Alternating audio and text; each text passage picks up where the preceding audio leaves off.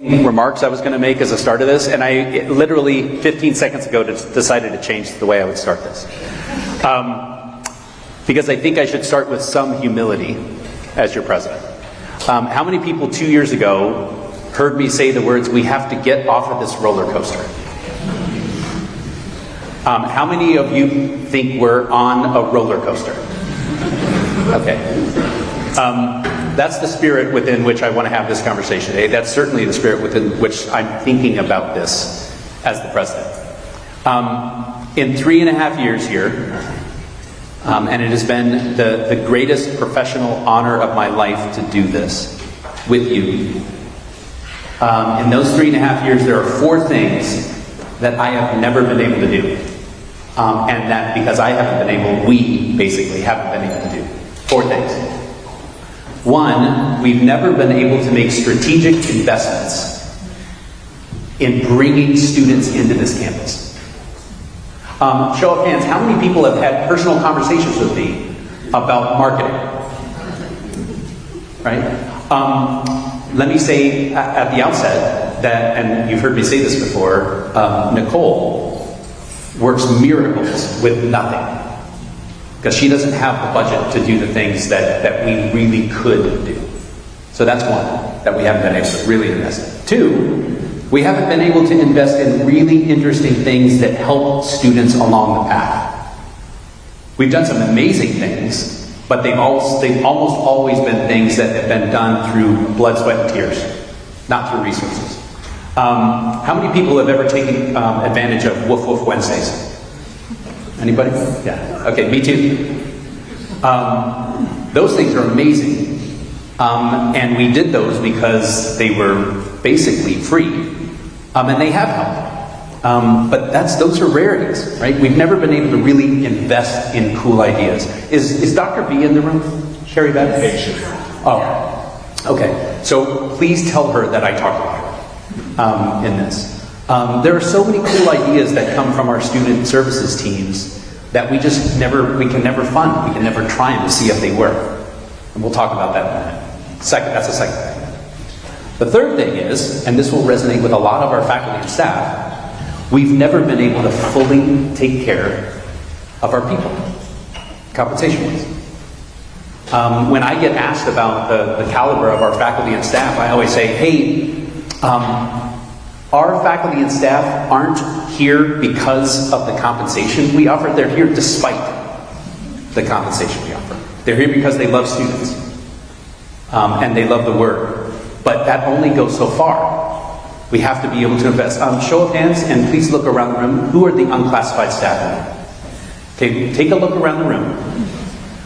Everyone who's raised their hand, this is what their last 4 years have looked like. In terms of cost of living adjustments. 0%, 0%, 1%, 1%. All those people who raised their hands. I think it's safe to say they've taken a pay cut every year just to stay here. Right? So that's the third thing we've never been able to invest in. And the fourth one, and I know this will not be as attractive, but it's certainly attractive to me. And where's Carson Howell? Super attractive to Dr. Howell. Reserves. We've never been able to put money in reserves. And so because of that, every time there's a crisis, we have to do something so crazy just to move forward. 4 things that we've never been able to invest in. And not just in the time that I've been here. 4 things that we haven't been able to invest in years, maybe decades. So something has to change. Now, I'm very grateful for a lot of the attention right now about the predicament we're in and how it is tied to a lot of things that are outside of our control. That's true. That's true. We'll talk about some of this. But there are some things that are within our control. And we have to own that. And we have to talk about a culture shift. And we have to talk about how we're going to think differently about how we take care of each other and mostly how we take care of students. And that's what I want you to have in mind as we have this conversation today. Okay, for those who raised their hand earlier to my first question about SOU Forward, I do want to share, and as I look back, and this was something that was born out of a recognition on my 3rd day on the job that something had to change. SOU Forward was in many ways, the right answer at the right time for what we were dealing with. This probably would not be the exact plan working today. But at the time, it did what it needed to do, and it basically saved us from a freight train that was coming at us. Again, a freight train because we didn't have the capacity in reserves or anything else to deal with it, so we had to do this. But I do want to point out, and remember there were 4 planks. One of them was about cost management, always, and by the way, that's going to be today too. That will get all the attention. But I do want to point out that those other 3, grants, philanthropy, revenue diversification, those things are working. We brought in $4.6 million in grants last year. That's money that we're using. In philanthropy, we've just hit the halfway mark on a $100 million fundraising campaign. So we're at $50 million now. And I know that a lot of us haven't seen it yet, because some of that is, hey, we're putting you in our will. That's awesome. But that's not funding that we have yet. It's funding that we will be able to use. And those are things that are going to be able to bend the cost curve, and we're already starting to see benefits because there are faculty and staff in this room right now. Part of their compensation is being funded by philanthropy. So these things are working. And by the way, revenue diversification. A lot of you were in the room when we had 2 prominent, great bidders who want to be our partner for the older adult living community. And so that project is moving forward. We're going to have announcements on that pretty soon. And just in the 3.5 years that I've been here, we have quadrupled the amount of solar that we produce on our campus, and that's less that we have to pay for now. Right? So these things are working. It does take time, right? All 3 of those things are engines, and they're just starting to move. So I don't want to lose sight of the fact that this has been able to help us. Okay, here's a couple of slides that I want to show you that when I started, you've been watching some of the messages that I've been sending, and I know they have sounded dramatic. And I have been very intentional about them being dramatic. Not an accident. And I don't want to scare anyone, and I don't want to freak us out because we still need to kind of stay the course. But I also don't want to sugarcoat it for you. We are in a very, very difficult, not just SOU, higher ed is just in a very, very difficult time right now. So, certainly the most that I've ever thought about in my lifetime. And probably, I bet everyone in the room would say the same thing. You don't need to go through all of this, but these are from our friends at EAB. I want to point out a couple of things. Oh, sorry.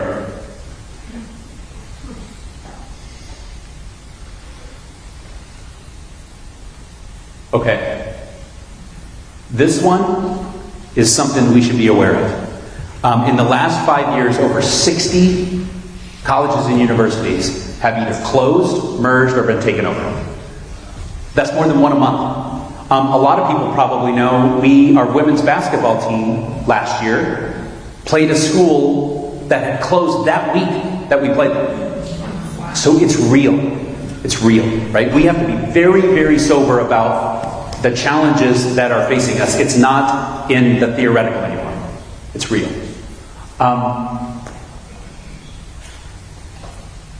This is really interesting, and this was an epiphany for me. And it kind of showed where I think a lot of colleges and universities, including ours, have been. In the 2000s, the mantra was more with more. Revenues were pretty good, comparatively. Student enrollment was pretty good. And so what a lot of schools did, ours included, is we started doing a lot of different things. And that's okay. That's okay when you have a lot of resources. But what happened is, that faucet started to get turned on us for a lot of reasons, right? Not the least of which was we didn't have as many students as we used to. We kept doing all these things. And the state wasn't matching the increase in all of the costs.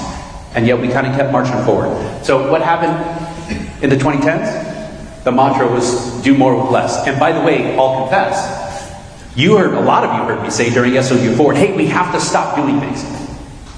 And the thought was, look at all your processes, change what you do, find the things that you can stop doing and stop doing it. Well, what happened? Everyone just did all the work. Nothing changed. The only thing that changed is we have fewer people to do it. And so what was the result? Workload challenges and morale challenges. That's real, right? Because we tried to basically do everything we could with less resources. Where now the reality is, and where everyone's moving toward, and by the way, where all 7 universities, public universities in this state and across the country are moving toward, we've got to think about doing less with less. This is going to also sound so dramatic. There are a lot of good people in our state. There are a lot of good leaders, and they're trying to do the best they can. And we are going to continue to push on them. But I want you to hear this from me. They are not coming to our rescue.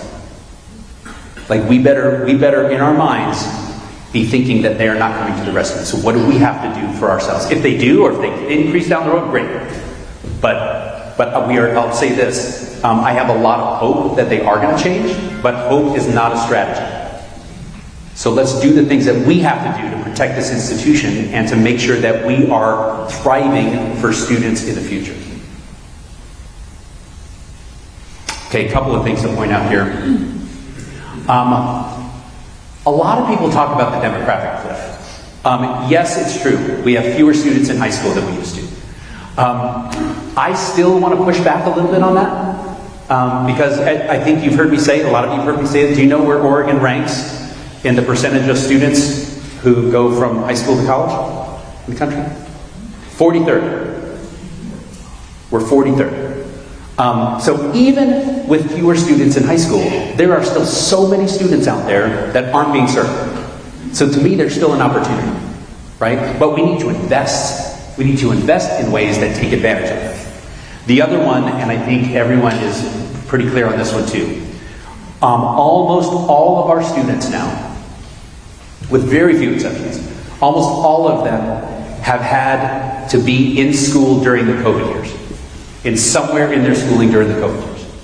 And that makes it really challenging for them, and it certainly makes it really challenging for us. The mantra when I was kind of first moving into education was, there was this term called college ready, right? Students need to be college ready, right? And because fewer and fewer students were technically college ready, what colleges started to say is, well, we're going to be student ready. So we're just going to meet students wherever they are. I think that's good. I think it's compassionate. I think we should be thinking about that. But if we're really going to do that, we also need to be thinking about, well, we can't just put this on the backs of faculty and staff. We have to think about how do we invest in ways that really help these students. And we'll talk about some culture shifts and some paradigm shifts too. Okay. That's kind of the big picture. But let's look at our own stuff here. I'm going to show of hands how many people here, because there are a lot, how many people here in the last couple of years have done something related to government relations? Were at some kind of event, or went to a hearing, or have been up in Salem with us. I mean, look around. First of all, please give all those people love. Yes, thank you.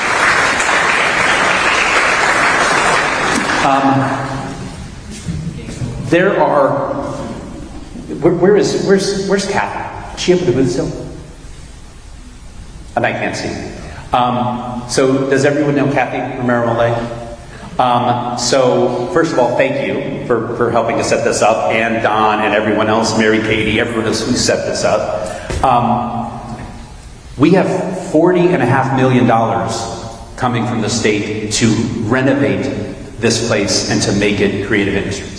That didn't happen by accident. We were one of only a small handful of projects. So there is something that we should say kudos for that. And yet, we're here. We were 44th as a state in terms of state support for public universities. Now we're in the bottom 5. Like, it is mind-boggling to me. So let me be very clear. It's not like we're not going to still jump up and down, right? We're still going to do the work. We're still going to make it really clear that the state needs to snap out of it, but we're not going to wait for that epiphany to happen. We're going to do the things that we have to do. Federal uncertainty. And it's uncertainty. So let me be clear on that. The big comprehensive federal bill, there are so many things, I don't know, 1,000 pages, so we're still going through it. But there are things that we need to be very clear on. One is its impact on Medicaid. And so although it will have a direct impact on some of us, I would say indirectly it's going to have a huge impact. Because the state is going to have to figure out what those changes mean for state support. And that means, sadly, universities might not be their top priority at the state. So again, that's something we need to be thinking about and ready for.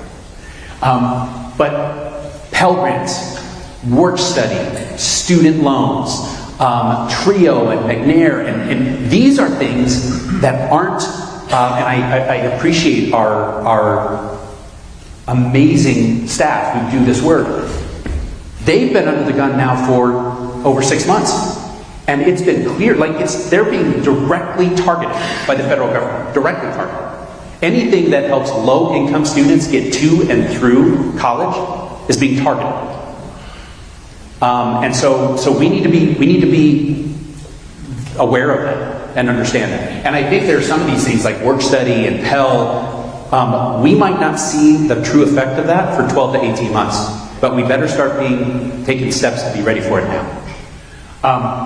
The one that is maybe as big as all of the rest is the Supreme Court decision for about a week and a half ago. Does everyone know this one? Where it basically allows the presidential administration to dismantle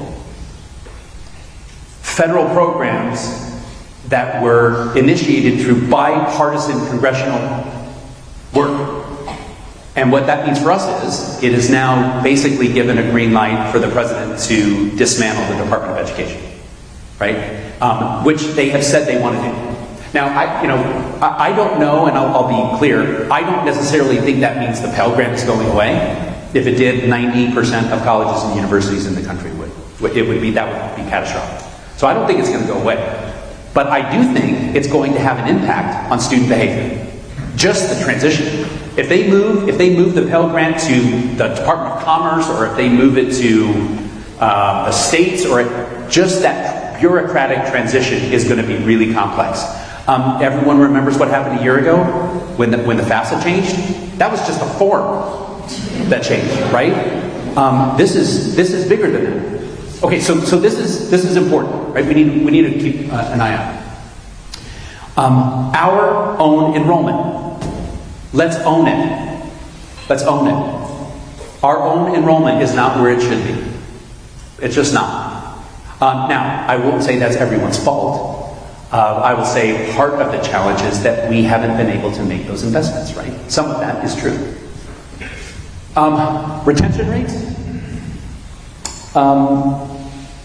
If I look back, amateur SOU historian, if I look back on our first year retention rates, it's almost steady, perfectly steady, for 20 years. And this, I know a lot of you know this. For some of you don't, this is going to be startling. When we have a group of students who show up every September, and it's all awesome, and we do the week of welcome and all that stuff happens, statistically, 1 out of every 3 of those students won't start the following September. Like, think about that. 67%, 68%. That's almost year after year after year. That's what we do. Right now, I will say, sometimes life gets in the way. That's true. And there are things that students deal with that are really complicated, and we have to understand that. Sometimes it's because a student will take some classes, but then wants to do something completely. We don't have a veterinarian school. Okay. Like, we'll accept that. But there may be things that we can do here that actually keep students on the path, right? If we try some of these new things. But again, we haven't invested in those things. Okay. Graduation rates the same way. By the way, statistically, if a student starts the 2nd September, their sophomore year, do you know what happens to their likelihood of graduating? It goes through the roof. So we need to be really cautious about thinking and strategic about thinking about how we do things differently. And then rising costs, not even going to go into that. I'll give you this. This is something I complained to for our state legislators, which did not I think it got me kicked off some holiday card lists, I'll be honest. So SOU, in the last fiscal year, we got $28 million from the state. That's not nothing, that's great. $28 million. That's our share of what's called the Public University Support Fund. That's the money the state gives us to operate. $28 million. The cost for us, just at SOU, of PEB and PERS, that's retirement and medical benefits, medical and retirement benefits. The cost of that, those two things for us, was $16 million. Just that. By the way, we have one of the best medical and retirement systems in the world. It's fantastic. So I'm not arguing about it. But well over half of the funding we get from the state is put toward those two things, which, by the way, we as a university have no control over. And all that money is now set aside for that, and we haven't paid a dime in compensation to anybody. We haven't paid a dime in student support. We haven't paid a dime, none of that. So guess who pays for that? Students.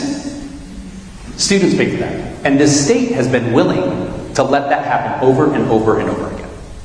And that's problematic. Like that's where the state needs to snap out. Okay. This is scary.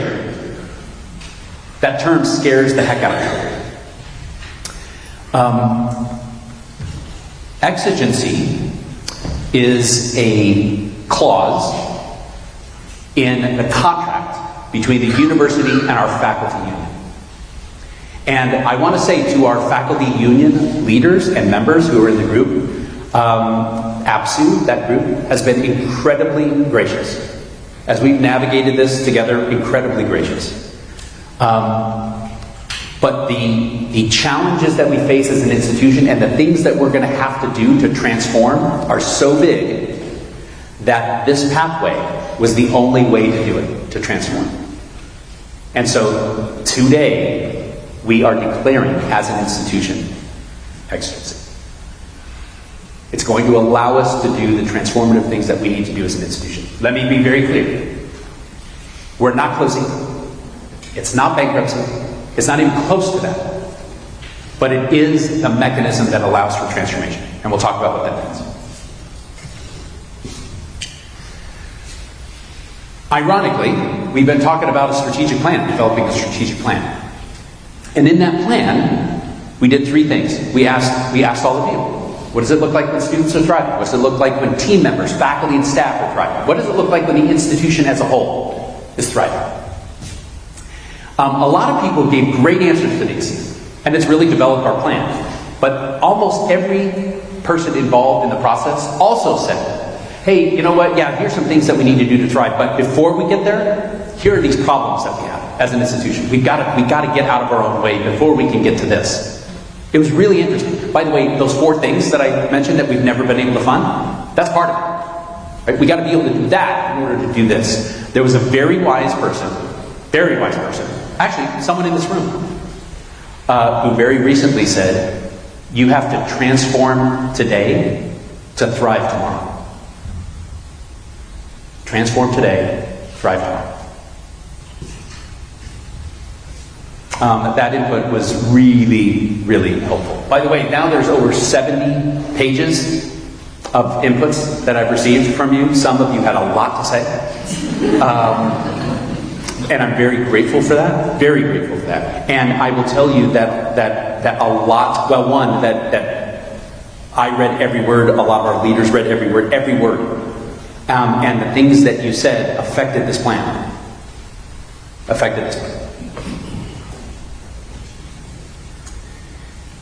When our board, and let me say very quickly, because I know we have Trustee Barry Thalden in the crowd. Thank you for being here, sir.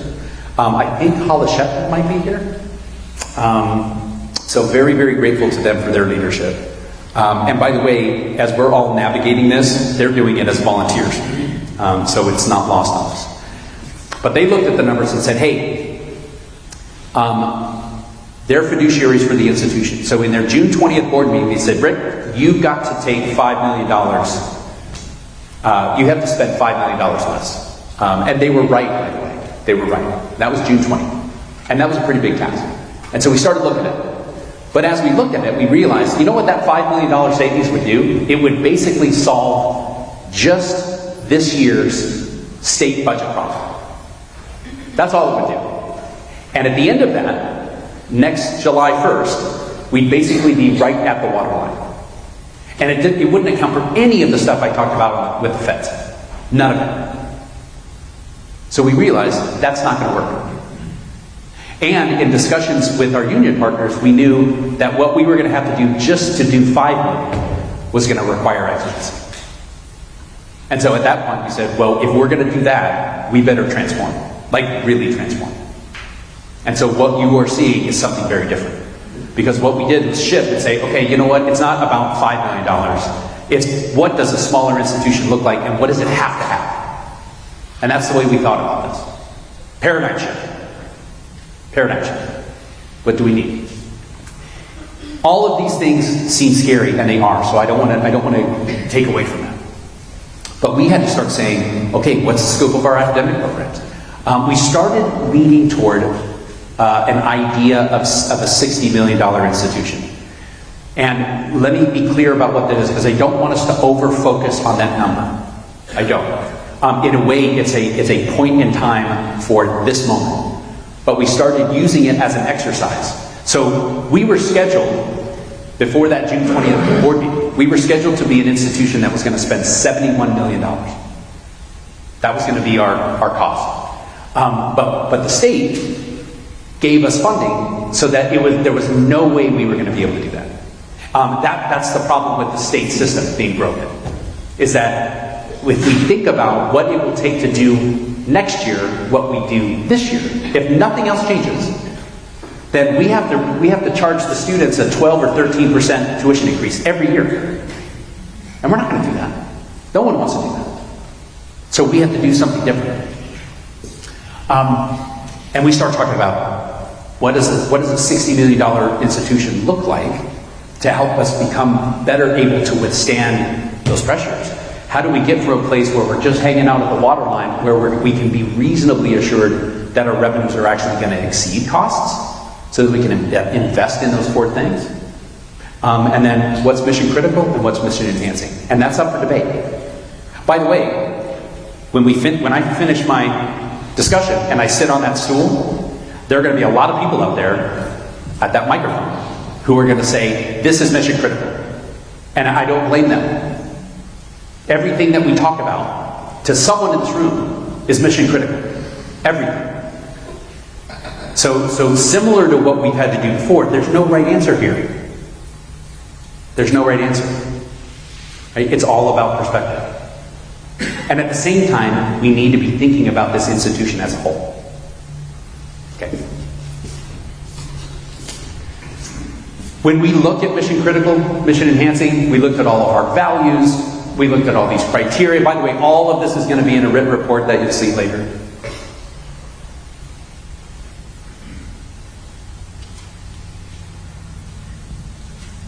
When we looked at criteria, we looked at things that would help us to decrease cost. We also looked at things that might help us increase revenue. So we looked at both sides of that ledger.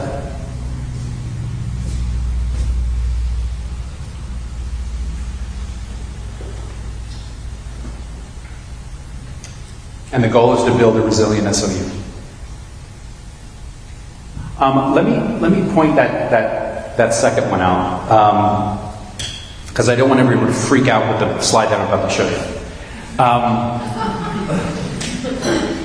I don't want you to overanalyze this next part, but I want you to envision. We had the more with more with less with less. We need to think about what we do as a smaller institution. What do we have to have? What should our academic programs like? By the way, what should our non-academic programs be like? All of that should be on the table. And how do we do it in ways that minimize the impact on students? And really put them in a position, and the institution in a position where we can also see. And then lastly, there is a storm coming. It's still coming. How do we withstand the pressures? And how do we position ourselves to better withstand those pressures? I used to talk about R being greater than or equal to C. R's got to be greater than C. Greater than C. Okay, please don't overread this. This is not the vision for SOU. It is an academic vision. When we travel the state, there are a lot of folks who have an idea of what we are and who we are. And yet, with kind of where we're moving, the things that we need to do, one, we need to make sure that we are responsive to our regional economy and the state economy. We have to produce business leaders and teachers and scientists and inventors and entrepreneurs. All of that stuff. That's important for the economy, right? And the state has not been shy about saying, you have to do that. That's why you exist, to do that. They also talk about community health. And every college and university does this differently. Really where we are special, and when I say community health, it's not just medical. Health of the community, right? So yes, it's things like clinical mental health counseling. It's things like criminal justice. It's things, these are all kind of related, but this is our role in it, right? Biomedical science and a lot of our students who want eventually to go into the medical field. This is what we do. And the nexus between healthcare and business, right? Healthcare administration, health and exercise science. And then, hey, part of this, yes, let's own, part of it is because of where we are. Part of it is because we have incredibly good programs. So there is a real awareness of SOU as a home for creative industries. And I would say not just the arts. This project, funded by the state at $40 million, is creative industries. It's basically how do you take all of this talent and make sure that students who are embracing that talent also have a pathway, a career. Something they can do so that they can actually do what they love and make a living out of it, right? Everyone gives me the, you're the art school because you're at OSF, and I say, have you been to a theater show here? Been to a music show? Like, no, it's not just because we're close to OSF. It's because we have real talent here. We have the top 30 film school in North America, right? Not an accident. Like, there's a real talent base here, and we should acknowledge that. All these three are connected, by the way, all of them. And they're underpinned by humanities and social science. This is just a vision. This plan that you're going to see will have us, and it's a provisional plan, provisional, but it will have us become a much more focused institution. It'll have us moving from 38 academic majors to 23. That's big. That's big. It'll also have our minors decreasing as well.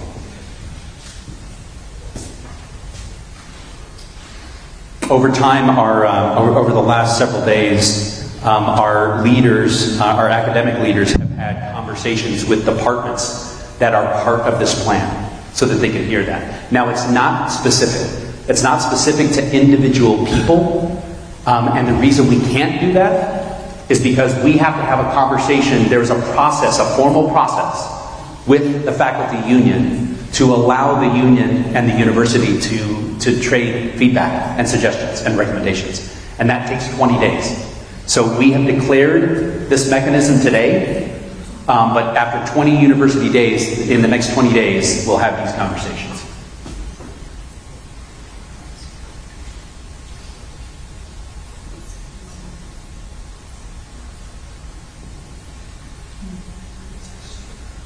Okay.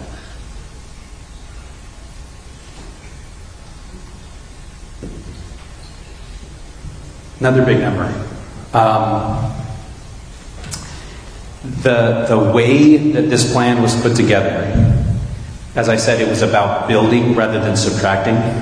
But I know how everyone's wired, I know how everyone thinks, and so we at least wanted to show you this is how cost savings are being generated.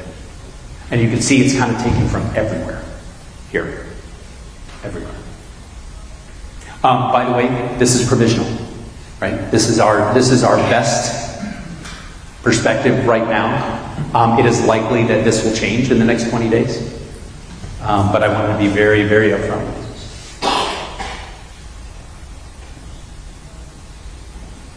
Okay. This should also be sobering, and I know it is. So these are the provisional plan positions that are impacted by this plan. And 64 is a lot. When we went through SOU forward, it was 82. But a lot of that were vacancies or retirements or other things. So 64, this is, I think, a lot harder in terms of effect on people. And yet, I will say, and this doesn't make it easier.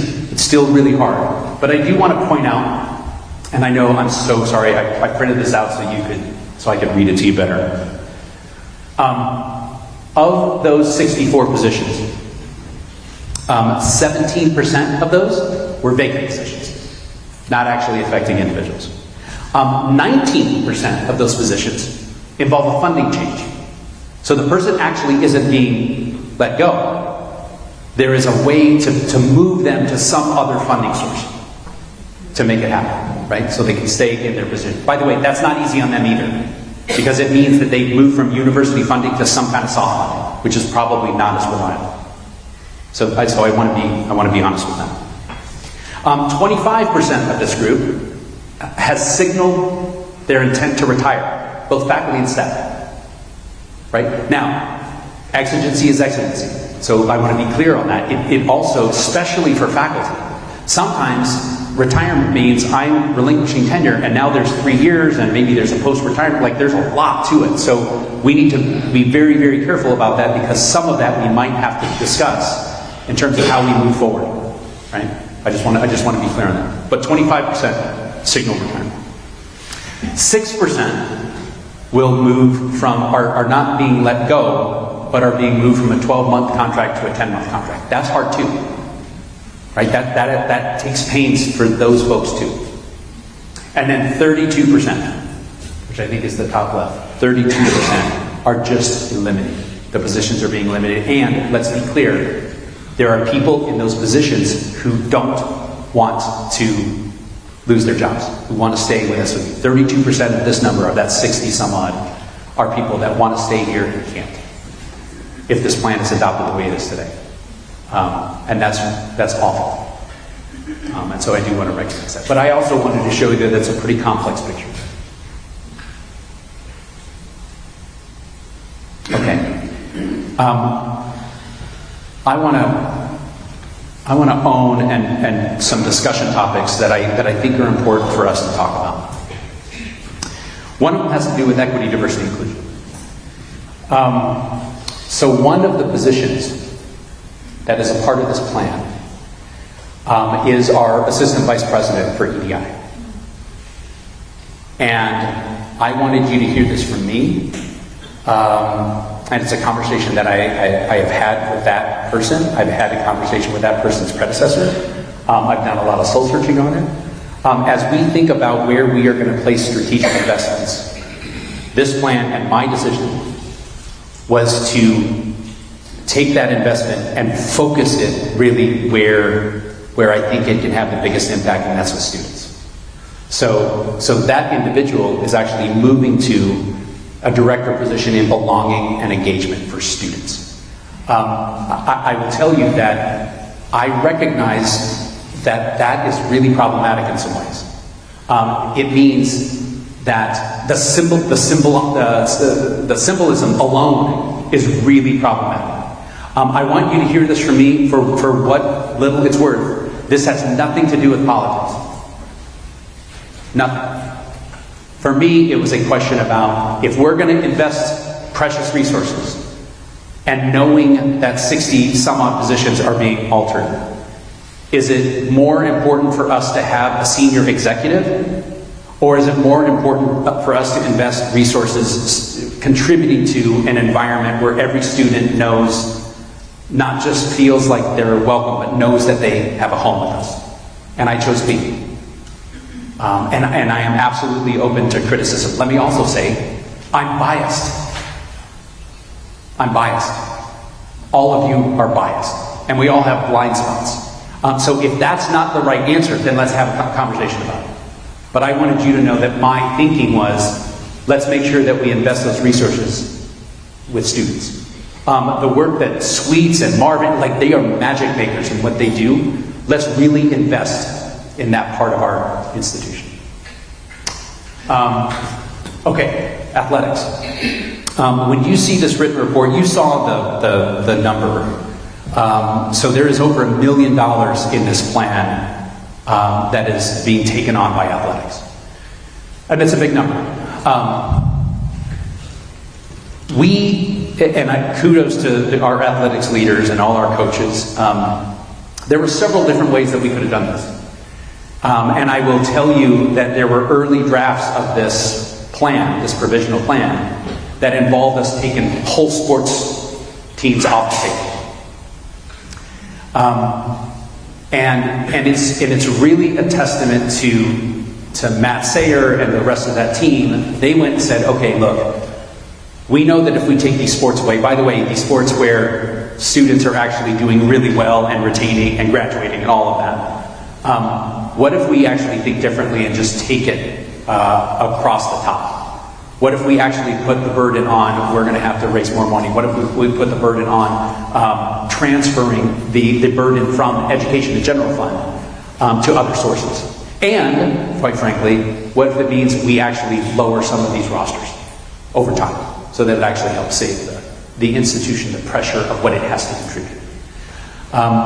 What I don't want you to do, because this draft of a plan is going to be in your hands by the end of the day, and you're going to start going through numbers, and you're going to start going through positions, and some of you are going to start to see it like a scoreboard, and like, oh, well, they lost this many positions here, and I'm begging you, please don't look at it that two-dimensional.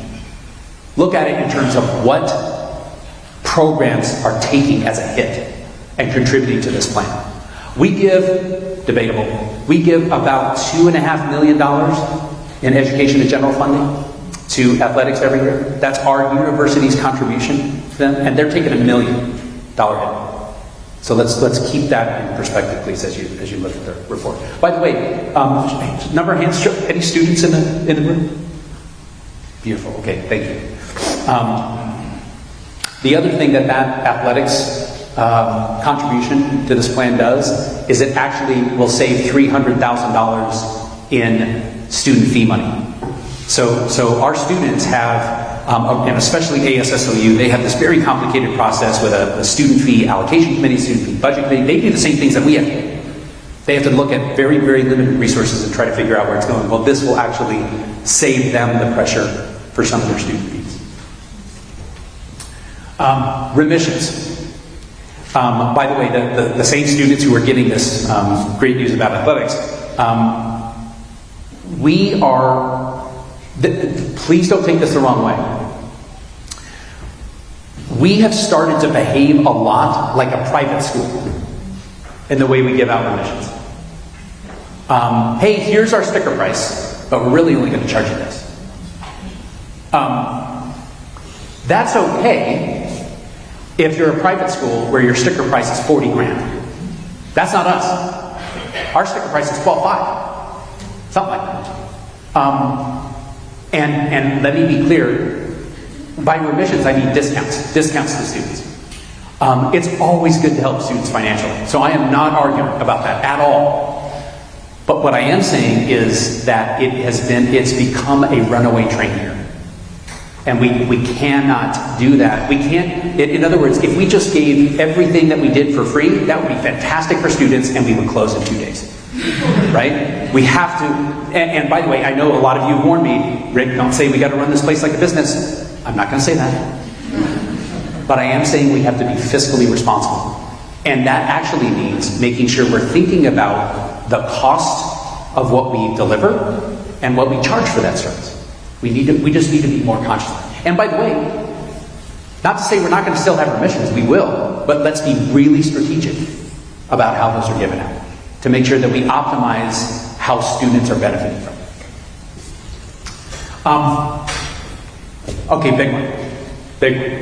Enrollment and retention cultural shift. How many people have heard me say, hey, enrollment and retention is everyone's job? How many have heard me say that and ignored it? Knocked out. Different question. How many people have heard me say, oh, no, better question. How many people in this room at some point have heard about or been a part of a pizza party where you're all calling students and trying to get them to come to SOU and really working as a team at recruiting? Does anyone remember those days? Okay. How many people remember the days when students actually answered their phone? Yes, I know. I've learned that. So I have a 20-year-old nephew. Just turned 20 this month. And if I text him, the average response time, 15 seconds. No kidding. If I call and leave a voicemail, average response time? Unknown. It's never been returned, ever. So we need to capture what we used to do and capture it for the 21st century, right? And our students, by the way, have to guide us in what that is and what that looks like. But we need to get back to that. Our union friends in the room are going to hate that I'm even suggesting this, so caveat, please. It can't just be me talking about it. We had a really good conversation with our faculty senate about it can't just be me saying it. It can't just be Professor Slattery saying it. It's got to be institutionalized. When we talk about what we do to bring students into this institution and to give them the love and care and all the things that they need to do to succeed, it doesn't matter what we do. We better get to a place where everyone has a hand in it somehow. As you look around this room, and you know who you are, there are people who go so far out of their way, and here's their main job, but they do all these other things over here. And everything that we do, whether it's going to a theater show or a sporting event or a student's capstone presentation, or they're always there, right? You know who those people are. How do we make those role models institutionalized? And how do we do this on a formal way? In a formal way, how do we do it in an informal way? This is where the unions are going to be upset. I've started to say, okay, well, can we build this into, can we make it part, on the faculty side, can we make it part of the promotion process? Can we figure out a way, also, not a four-letter word, can we figure out a way to give merit or to give some kind of sweetener to people who are doing a lot of extra things outside of their own job? Like, how do we do that? And then informally, how do we take the people who are really doing it within each group, within each department, and shame other people if necessary, but to do the things that everyone is expected to take part in? How do we build an environment like that? And by the way, when we do that, we're not going to have to go through this again. And I know that saying that I said that 2 years ago, right? I know that. We can build to that place. We should question operating assumptions. And I'll give you an example. As we move forward, there was a really good discussion, I think it was also with the Faculty Senate, about, and there were a couple of APSU members who had similar points. We are an institution that has a 97% acceptance rate. And that's great.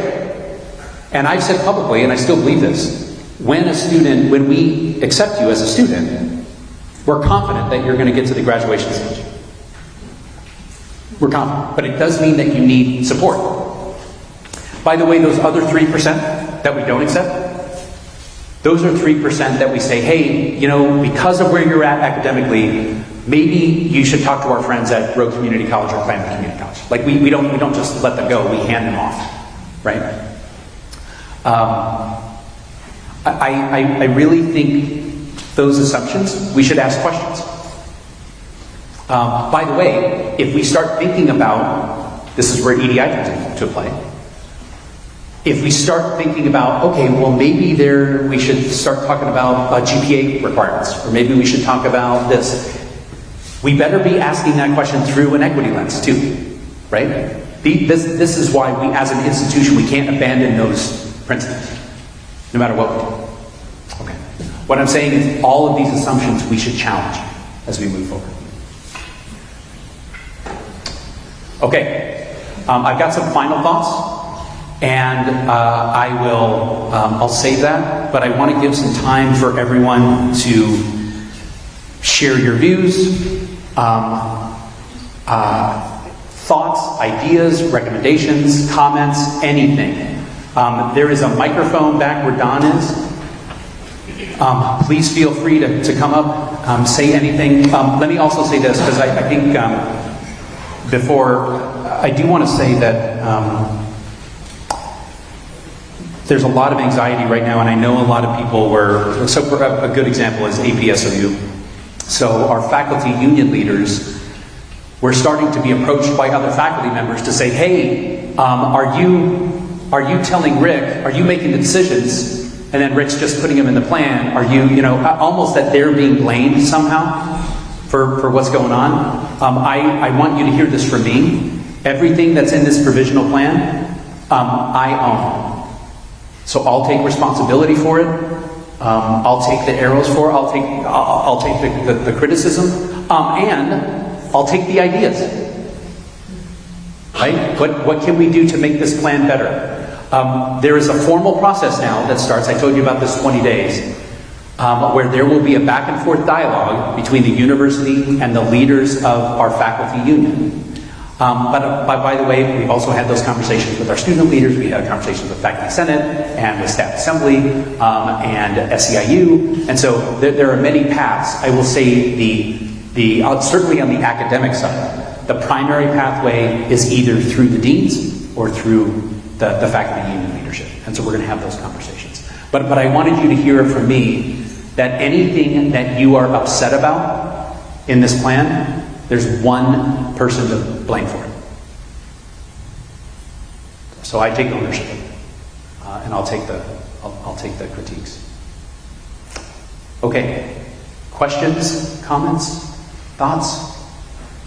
Very quick one. Yeah, do you want to come? Because I know it's being live streamed, so if you come down.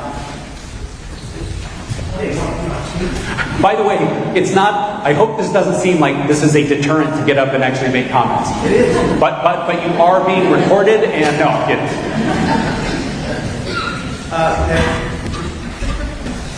What's the way to say this? I imagine the answer is yes, but has everyone... Can you come up to... Has everyone whose job may be impacted by this plan do they all have some sort of initial... Have they had some sort of initial contact and talked to them one-on-one? Great question. So yes and no. Every department that is impacted by this plan has had a departmental discussion. What has not happened, and by the way, what hasn't happened and cannot happen yet is, because it's a provisional plan, and because APSOU now has a formal window where they discuss the plan and where they provide recommendations, it's not final. So we can't give a notice to an employee when there's still a back and forth dialogue. So I will say yes, it's happened at the departmental level, and even to the granularity of, hey, this plan in this department has these number of positions that are affected, right? So it'll be that I think they know that level of granularity, but they don't know specific individuals. I will also say on the staff side of things, and certainly on the classified staff, there is a formal process that happens between HR and the union leaders, and so their process for positions that are affected actually can start sooner. So that actually will start very soon, probably as early as next week. But certainly for classified staff, and I'm not the expert on the contract, but for positions that are affected, there's this very intricate process where those individuals now, if their position is affected, and there's an open position anywhere in the institution, they can automatically now kind of have preference for that. If there are no open positions that they're qualified for, but that there are other positions that are filled and that person is senior to another person, then there's this whole other process and it gets very complicated, so I don't want to go too far into it. But that process will start probably in earnest next week. Yeah. Any other questions? Thoughts?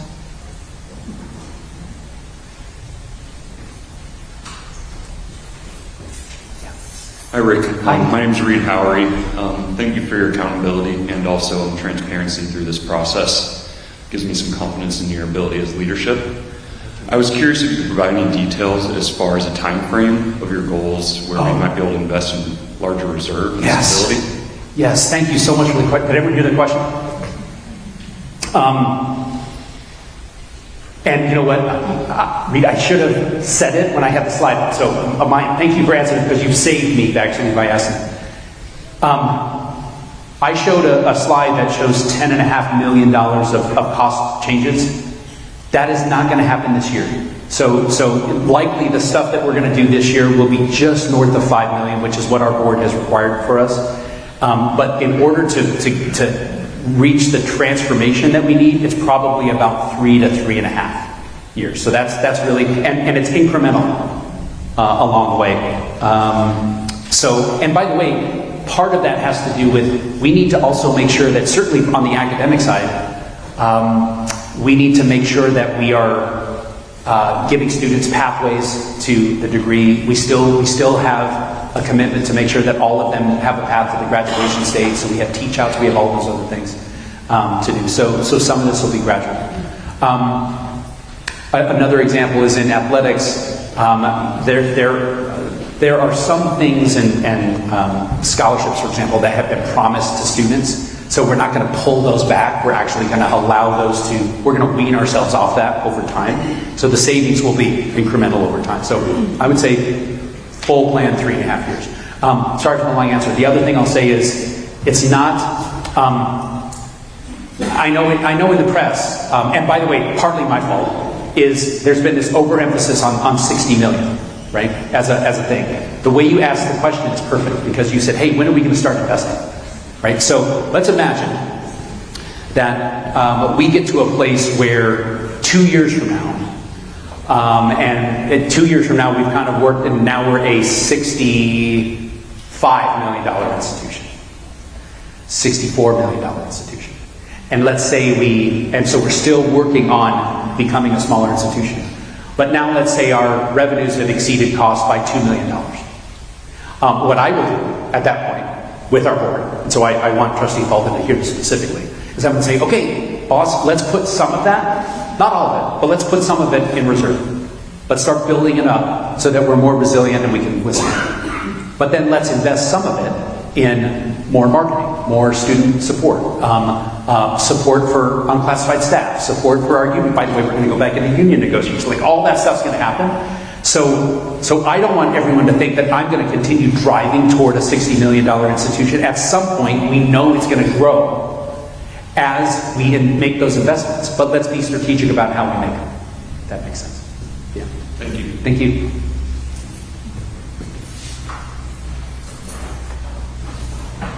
Yeah, come on down.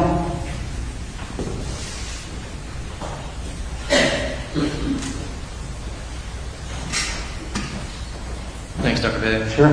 I'm going to ask a question as a department chair, mostly about next steps. So if I'm anticipating some of your remarks that are forthcoming, I apologize. I'm curious if there's more detail in terms of the FTE reductions in the report that we're going to be receiving than what we saw on the slides.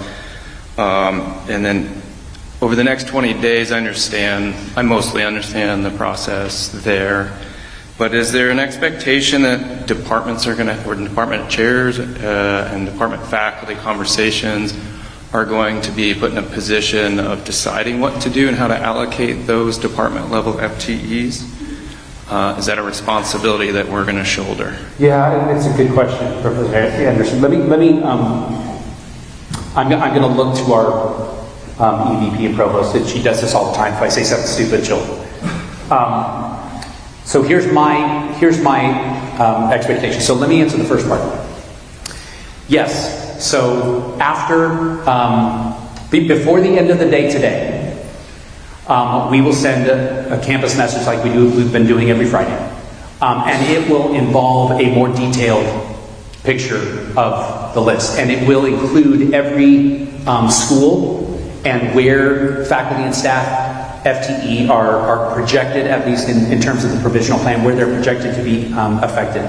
It will also, I think, include, here's one that's impacted, but it might not show, and this is where we'll have to be very delicate, it might show, yeah, here's one that's impacted, but it's actually someone who's retiring. Right? So there might be some of those nuances. It might show, hey, here is a staff member who's impacted, but they're not necessarily losing their job, they're just moving over to this foundation funding. Might be something like that.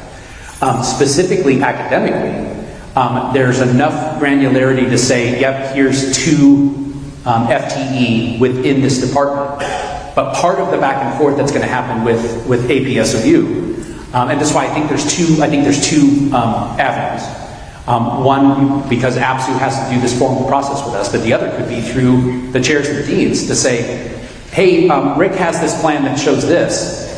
We can do exactly what he wants, even better, if we just do it this way, like something totally different, right? I think, and I want you all to hear this from me, this is not set in stone. So if there's some better idea, I want to know what the better idea is.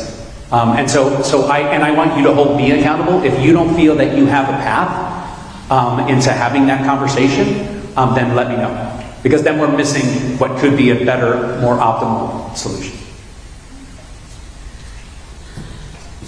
Yeah, please.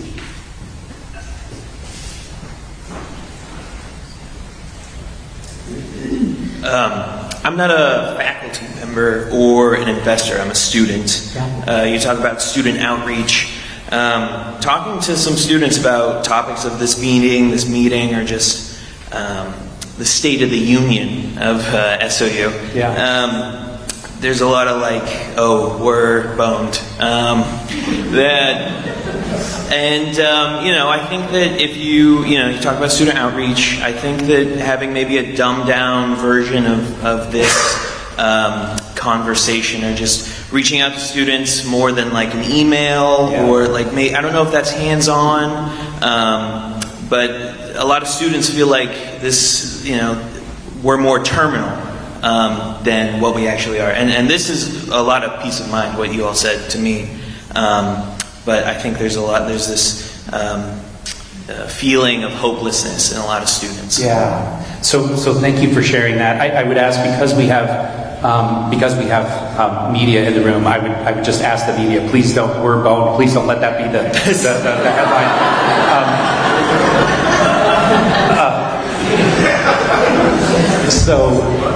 But I'll tell you this: we've been very thoughtful about exactly the way you phrased it. Right? This is gonna. I hope that any student who's watching this, there are for a majority of students at SOU, the things that we're about to do, and this 3.5-year transformation will likely not have an impact on them. Like from their perspective, they probably won't notice anything different. But anytime you certainly on the academic side, when you change the picture that dramatically, even over time, there are students who are going to say, hey, I wanted to do this, and now that degree has kind of changed to this. What does that mean for me? So our student affairs team has already started thinking about very specific outreach to students. By the way, any ASSOU members in the crowd, kudos to them, because they kind of help us understand how to do this. And so there will be very, very specific meetings where faculty are going to, especially faculty, are going to be able to have those conversations with students to say, hey, here's what this path now looks like.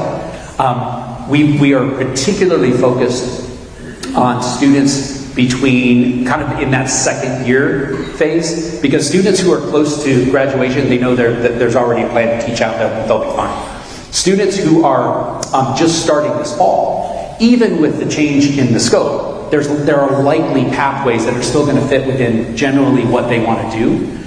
It's going to be the students who are in the middle who are saying, okay, hey, I kind of wanted to do this, and you're kind of crafting it as this. How does that still meet my requirements? And the only way that that's going to be answered is for there to be a really thoughtful dialogue with educators and the students together. And so that we're intentional about trying to set that up. I'm going to ask you a favor too. Not just because of my nephew and my problems and the fact that I'm not on TikTok and all that. Whatever we can do, there are so many students who have told me, because we're close enough, that hey, Rick, you're on my auto delete. Like if I send an email, it doesn't even flood their inbox. I'm okay with it. I've accepted that. So whatever path that we can do to do that kind of outreach to students, we want to do it. So we're going to do everything we can to make that happen. Thank you. Yeah, thank you. Yes. Hey, Rick. Hi. We are affected, and we do notice. We have several elders over there in that corner that have received no acknowledgement in this space. And I would not have been able to complete the Native American Studies minor, my undergraduate program, which was heavily vested in Native American Studies and psychology, and or my graduate program that was heavily invested in Native American Studies without them. Without the Native community that is here, we are affected. And ever since I was a student of David West, we have been in retrenchment, the top of the chopping block, every time. And they have fought and fought and fought to be here for us. This is not just money. This is our culture. This is who we are.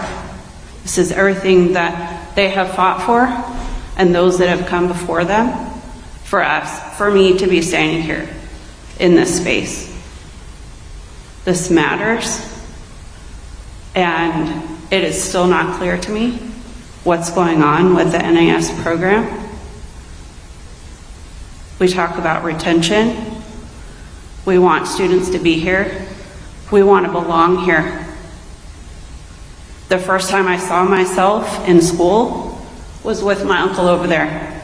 The first time where I was learning actually historicity about our culture and who we are, and watching them fight to stay here. Those flags that are just up and down, why did we fight so hard for that? Why do we have to? Because we're not equal or seen to biology or math or whatever, but we're just talking about numbers, but we're not affected. We are very affected by these decisions. And you want more retention? We need to be present at this university. We need to see ourselves when we go into the classroom. Because there's a lot of us that came from nothing, that want to achieve higher education, and so many that don't want to see us do that. Because we're not equal, or because we cost too much money to invest in.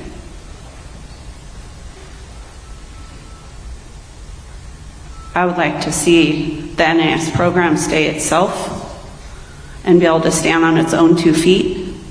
We keep taking away from that. Think about the Native community that's here, and where are they looking to, and where are they going to belong, and where are they going to fit in. They're going to be put into some crammed space under another program where they're not even seen. They're just existing in another space because that's the best that SOU could do for them, or is willing to do. I know that I'm afraid for my life every day because of what's going on in our country, and I know that's not your fault. But we need to stay vested in this program.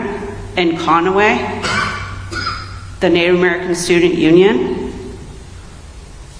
We offer a lot and we contribute a lot to this school.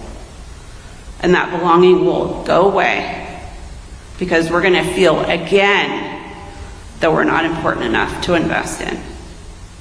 So when you're working your numbers and you're in those meetings, I want you to think about how that this community and those professors and those elders that are over there and what they've fought for, so you can have a Native American Student Union here, and you can have Native professors that are equal to everyone else.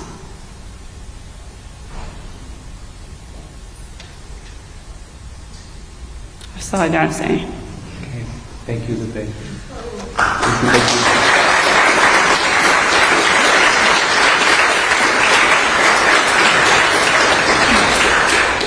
you. Yeah, I want to, let me just take a moment to just honor that. And Lupe's right about service. And by the way, apologies to David West, who I'm a huge fan of, and for not recognizing that. I apologize. I don't think this is going to make it any better, Lupe, but I do. Everyone, so there are probably 30 people in this room, 30, maybe more, who over the last month have had to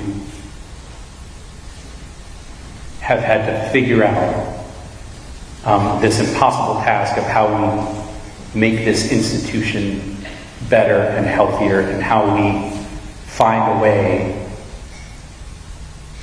so that we can be here in the future for others and be of service to others. And I'm not exaggerating, but every one of those 30 people within that time has shed tears because of the complexity and the gravity of what it is that we are facing, me included. And I'm not asking for sympathy. But what I am saying is that everyone who had a hand in this, every single person who had a hand in this, the focus wasn't numbers. Like it wasn't distilled down to just numbers. Every number on this plan is a person. It's a family. It's a livelihood. And as you said, it's far more than that. I know that doesn't make it better. I know that doesn't make it better. But I do hope that everyone understands that we have tried to, in every piece of this, we have tried to keep our heads and our hearts pointed in the direction that we have learned from our elders. And we are also flawed. I am a flawed leader, and I'm a flawed decision maker. And if there is a better way for us to do this, then let's talk about those ways. This is very heavy, lonely work, but I very much appreciate and understand your comments. Yes. To what extent is there a plan to expand our, hiring a bigger grant writing team and increasing our focus on attracting bigger grants and other sources of possibly like one-time but other income? Yeah, it's a great question. So I'm going to this is going to be a kind of a sideways answer to your question, which is a very fancy way of saying I don't know. So I told you that we brought in $4.6 million in grant funding last year, which is awesome. And it's paid for everything from research projects to renewable energy to all kinds of things. One of the things I didn't put up on the screen that a lot of people already seen and heard about or read about is that the federal government also, for some reason, has this very strained relationship with research. And so what they've done with things like the National Science Foundation and others is they have forced what's called the indirect cost level. I think it's at 15%. And for those who don't know what that means that if you have a grant for $100,000, what happens is the university takes that $100,000 and $85,000 is used to do the stuff. But $15,000 is used to basically, because you have to pay the people who are there, you have to write checks, you have to run payroll, you have to do the HR side of things, you have to dot the I's and cross the T's and all the things that make the other parts of the grant work. Well, at SOU, that percent, like whatever that, by the way, I don't even know what it is, 24? 25? What, 25.2? Thank you, Taylor. I was going to fumble that. But there are colleges and universities around the country that it's 40, 50%, right? Because it's so complex, they have all these things, well, this is their argument. Well, so the federal government said, that's wrong. So we're just going to make it 15%. Well, for a lot, that's like, oh, well, then it's not even worth it, because we can't even run the stuff to help the good stuff happen. This is good stuff, I'm sorry. So it's a complicated answer to your question, but I think even in that environment, what we've had to do, so 2 years ago when we did SOU Forward, I said, well, the way to do this is we're going to invest in grants, and what we'll do is we'll invest in grants and we'll bring in so much money that it's going to pay for all these positions, just with the indirect costs, with our 25.2%, it's going to pay for the indirect costs. Well, now that the federal government said, nope, 15 is all you're going to get for NSF, well, that makes that really a lot harder. So what we've had to do is say, okay, is it still worth it to do it? And I, at least right now, and I'm looking at Taylor and others and the experts, but $4.6 million that we brought in, pretty much worth it. Like if we can do that kind of stuff, then it's pretty much worth it. What we're building to, and this is the spirit of your question, is there a way to do better at incentivizing people to go out and go after grants? And help writing those grants, because some of those grant proposals are crazy. Where's Dan Denine? I'm always going to give him credit for this because it was his idea. Finding a way to create a pool of funding. By the way, these are the things that we can invest in, right? When we have money where we can invest. Where, and I know we've done this a little bit, but where there's a fund so that if a professor wants to go, for example, and apply for a grant and write a grant, well, let's find a way to pay that instructor through a course release so that they have the time and the bandwidth to actually do it. So that's what we're kind of building toward. So we'll see where we go. But thanks for the question.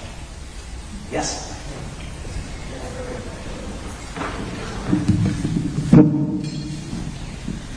Good morning, everyone. My name is Ulysses McCready, and I am a second-year transfer student here. And I want to briefly speak to what a lot of other folks have said about how SOU is something of a beacon to those of us who aren't represented.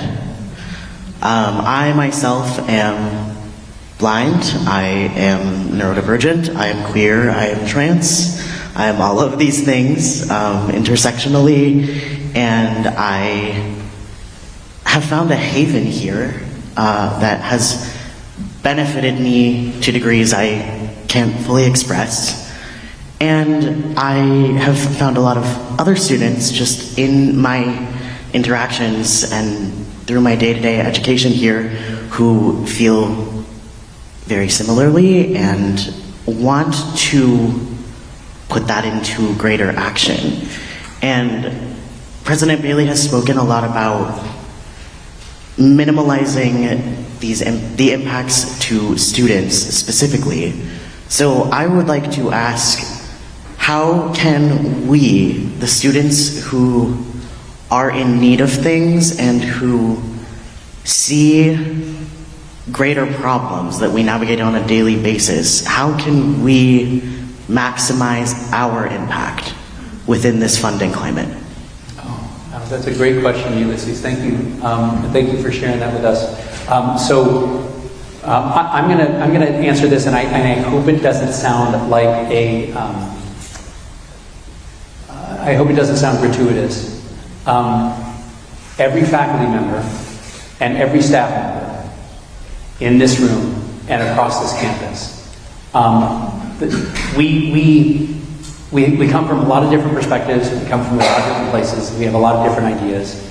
But there's one thing that we are lockstep with each other on all the time, and that is love for students. That's why we're here. And so this is not an overstatement to say that everyone is here for you. And as you experience things or things that you think that we can do better, then that we will move mountains to do those things. And because that's why everyone is here.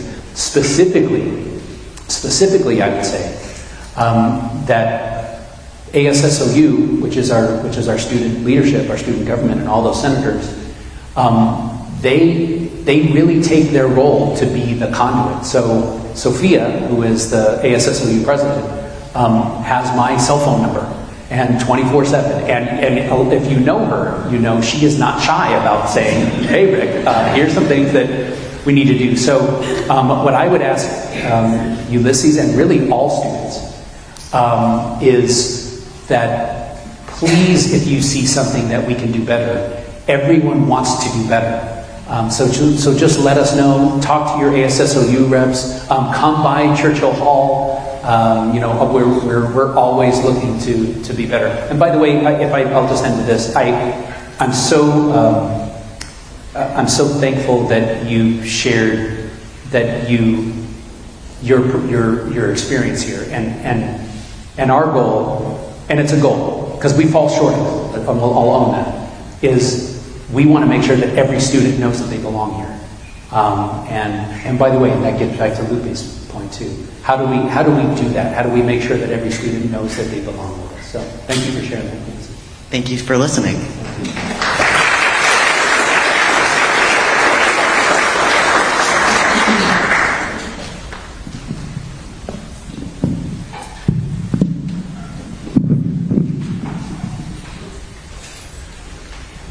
Hey, Rick. Hi.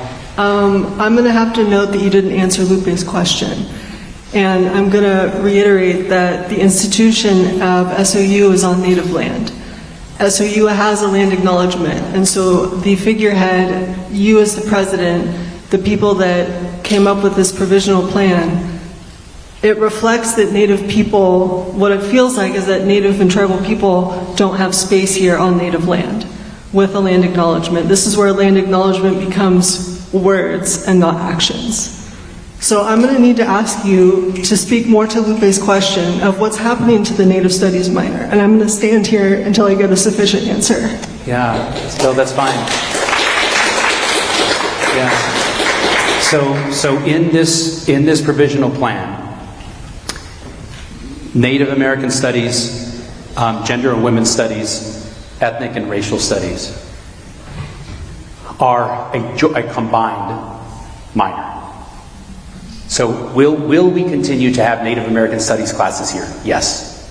I'm going to say something that I know will. I want to try and be as respectful as I can.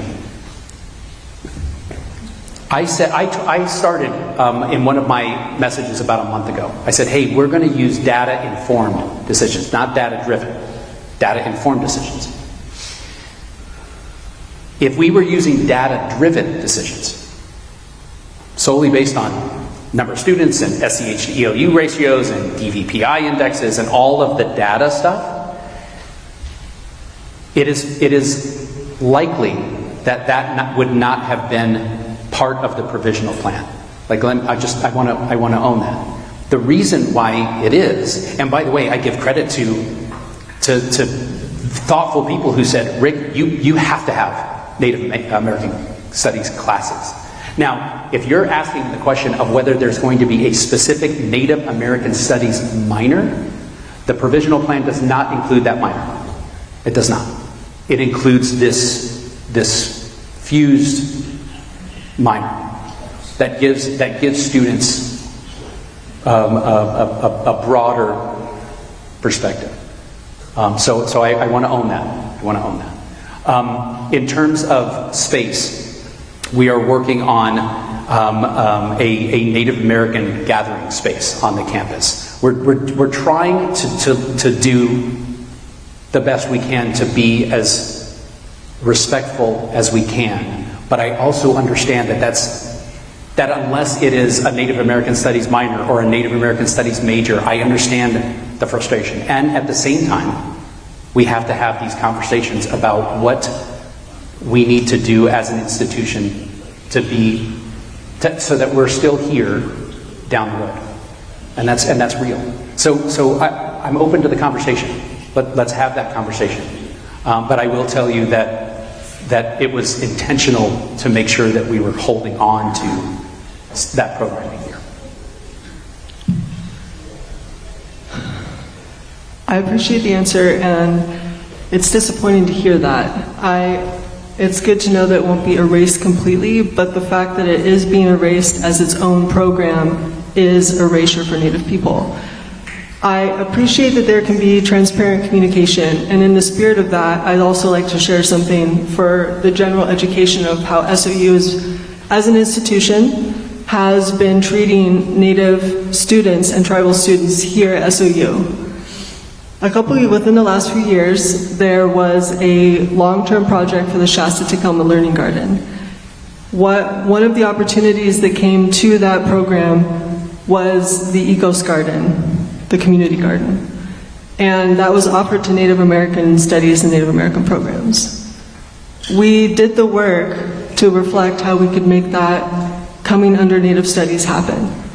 And after it was agreed, we were then told that land needed to be sold for high-density housing instead, and that we could have some degraded soccer field land instead. So this is one example of how, over decades, SOU as an institution, which is made possible by the ignorance of the people that run the institution, to treat Native people. There's decades of fights that faculty, staff, students, and parents have had to do to not only have a place here, but to have more space. And at the same time, we've had things taken away constantly. One of the things that we talk about as Native alum is that we've always had to fight to be on Native land. And what I would ask of the people here, and of you, Rick, I'm glad to hear that there's people that are uplifting Native people on Native land. And I want to ask and encourage people to keep doing that, louder and more often. Yeah, thank you. Thank you very much.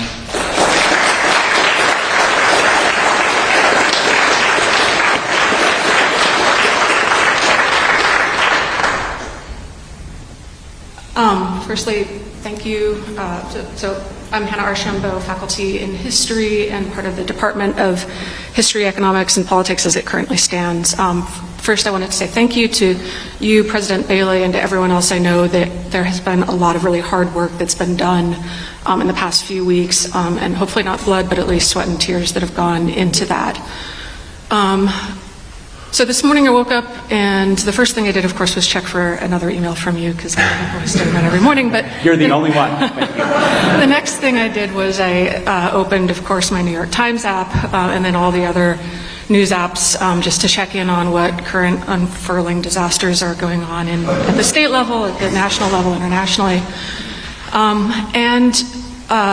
That kind of leads me to this question of what is mission critical for our university and what is mission enhancing, I think is the language there.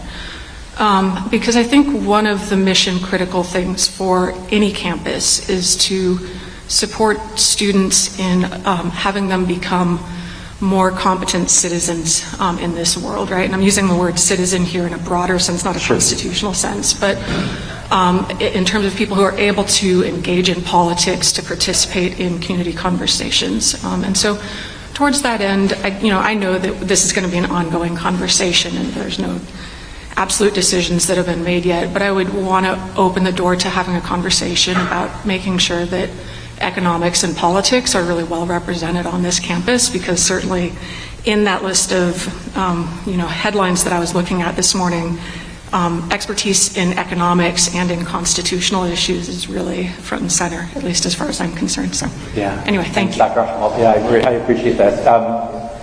I am and I thought I saw Bill Hughes here in the room somewhere.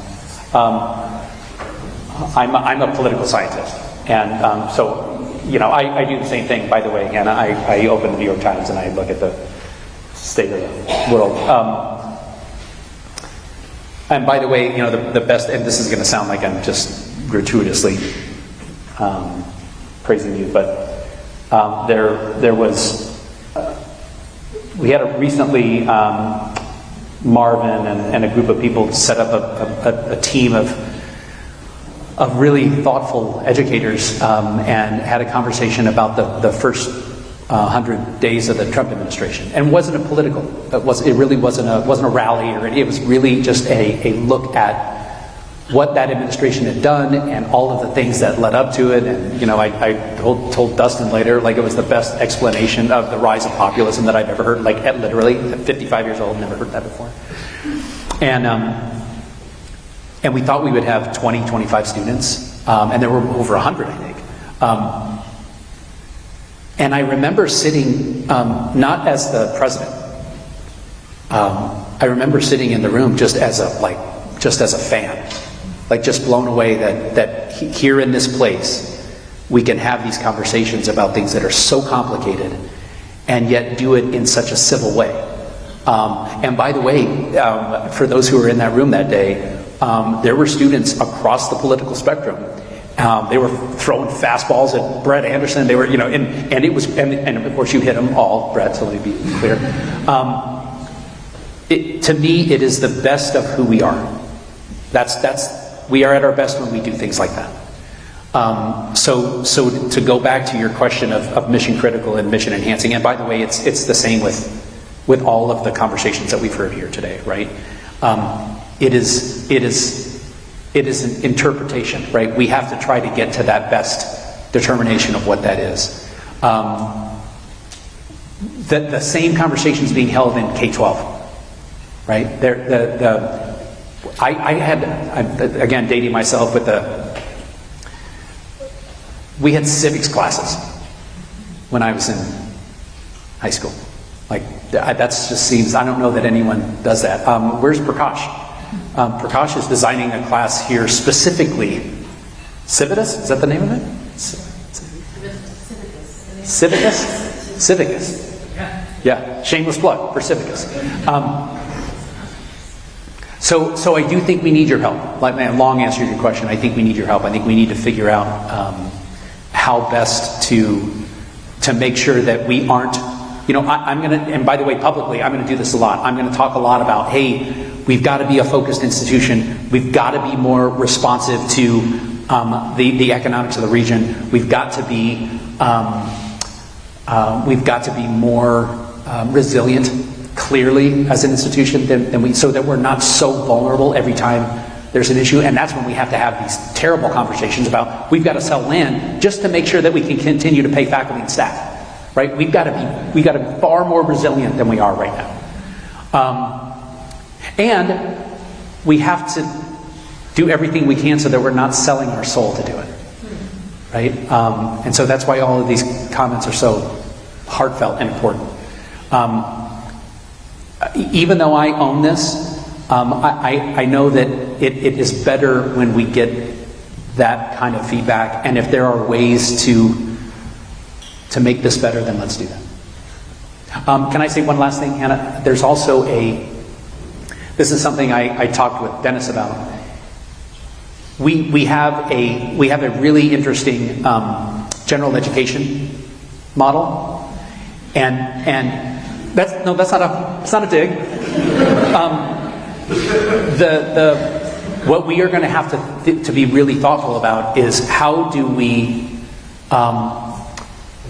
as we look at the portfolio change, how do we make sure that for students it's actually not overly cumbersome for them to meet the requirements that they need for their pathways. And so what I think what the ask is going to be for the faculty, because you own the curriculum, is to see whether or not I think there are 6 right now, I think the question is, can these be put into 3 more broad areas so that students can still navigate that pretty easily.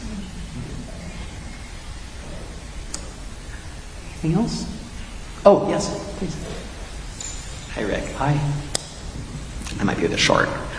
So my name is Jacob Lovering. I work with institutional research. I am unclassified admin.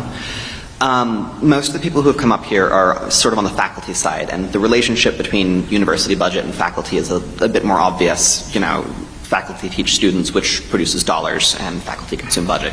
Right. It's a simple conversation there with regards to what programs we cut. Okay, not a simple conversation. It's a hard as hell conversation. Sorry, everyone.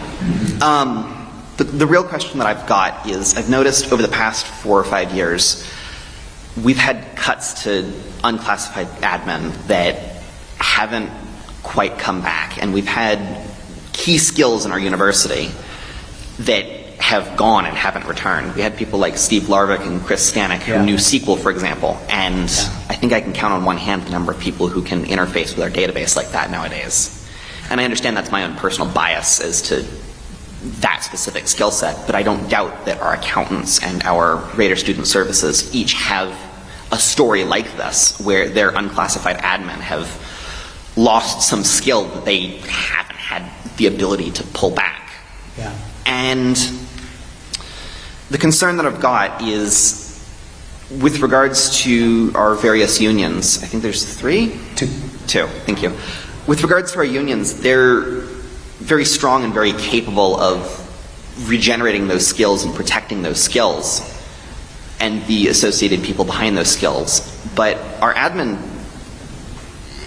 except for ourselves, don't really have anyone to argue for our skills and keep them. How are we going to keep the fundamental substrate of our university that keeps us chugging along in the face of these cuts? Yeah, great question, Jacob. So let me, you really asked the question very eloquently. That is a reality right now. So I think you are actually right. When you look at even what this plan does, right, there's a certain number of faculty, there's overall a slightly higher number of staff, but in that staff, the majority of that are unclassified staff who are affected. Now, to be fair to the SEIU, to the classified union, there were so many. It was almost. We had 82 positions that were affected in SOU Forward, and it was almost. And it was not by design, but strangely, it was kind of broken down that 27 classified staff, 27 unclassified staff, 27 faculty. It was almost that. There was almost that much parity. We don't see that with this. There are very few classified staff. Part of that, I think, speaks to the hits that classified staff took under SOU Forward. The other has to do with kind of where positions are located and kind of where, when we have the conversation about what are we stopping doing, then that involves the staff and faculty all within that program. So the paradigm was different this time. There is another reality, and then I shared with you the 0%, the 011. By the way, you know that very well. And I talked about how we have people who are here not because of what we pay them, but despite what we pay them. And they're here for their good heart, and they love students and all that. Well, that only lasts so long, right? At some point, when every other thing outside is more competitive, we're gonna lose talent. So part of this, and one of those 4 buckets of we've got to change this model so that we can actually start investing in things. So that's where the talent management. By the way, that's not overnight, right? This is an answer to Reed's question. We've got to take.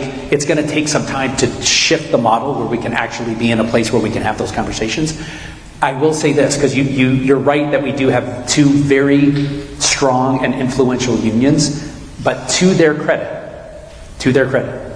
as I've talked about, we have to get to a place where we're not going into negotiations with SEIU and APSU, and then at the end of those negotiations, there's nothing left.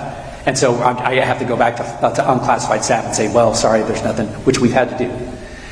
But to acknowledge with them, hey, you know what? Here's a pot that we're going to set aside. If we had R greater than C, and we put some in reserves, and we put some in student enrollment, and we put some in student retention, and we have this pot of money that we say we're going to commit this to talent, then those are conversations we should have with the union to say, please, let's not just divvy this up two ways, right? Let's actually set some of this aside so that we can actually raise the standard of living for unclassified staff. And so that's the long-term vision. Yeah, thank you.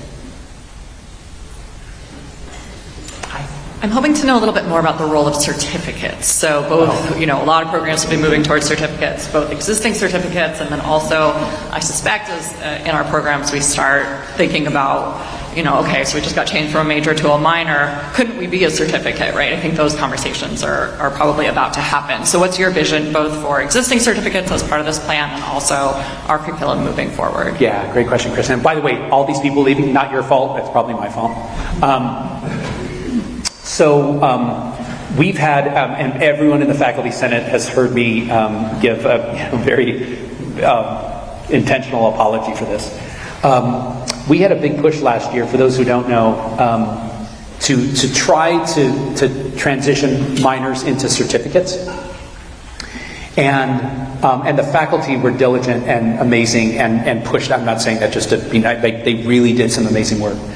And the reason we did that was because in the state funding model 2 years ago, we would get credit if a student got a certificate. And by the way, as an educator, I will say there's also some goodness that happens when a student can get a certificate on the way to a bachelor's degree, right? Because it keeps them on the path. They actually have something in hand along their journey. So I think that's great. So as we were going through all of this change and all of the work that the Faculty Senate did, the state changed the goalposts and said, nope, we're not giving any credit out for certificates anymore, only graduate certificates. Okay, so that was a very humbling conversation with the Faculty Senate after they'd done all that work.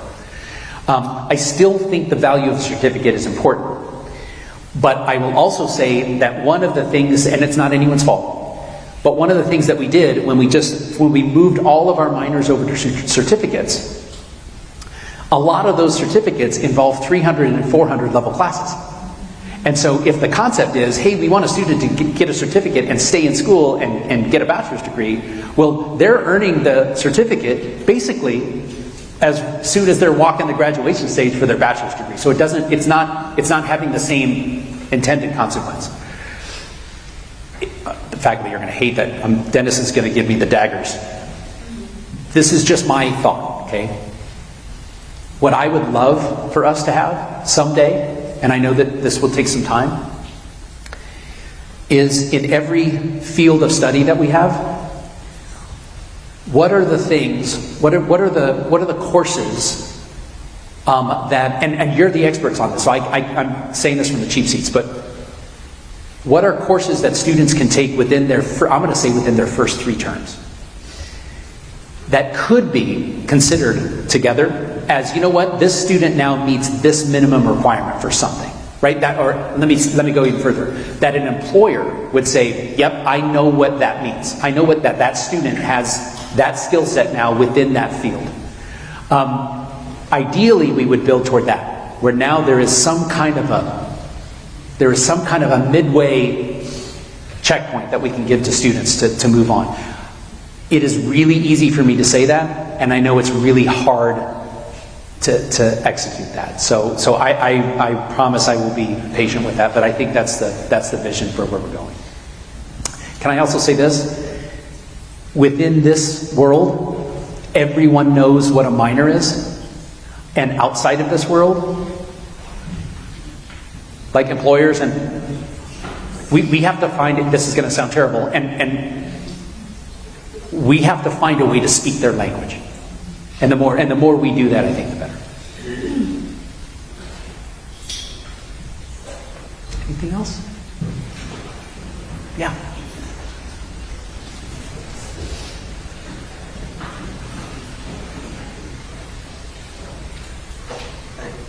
I just have a quick question relating back to the sale to create the senior living facility on campus and the potential sale of land around Roca Canyon. Yes.